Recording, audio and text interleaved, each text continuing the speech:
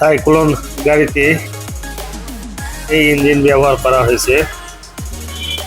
তো আপনারা নিতে চাইলে স্ক্রিনে দেওয়া নম্বরে যোগাযোগ করবেন। আমরা পাঞ্জাব মডেল, দেশি মডেল এবং সাইক্লোন বানাইয়া থাকি।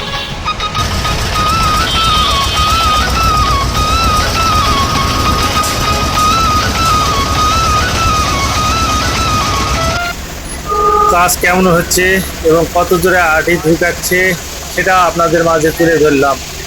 তো একটা গাড়ির রং করেছি, সেটা আপনাদের মাঝে তুলে ধরলাম।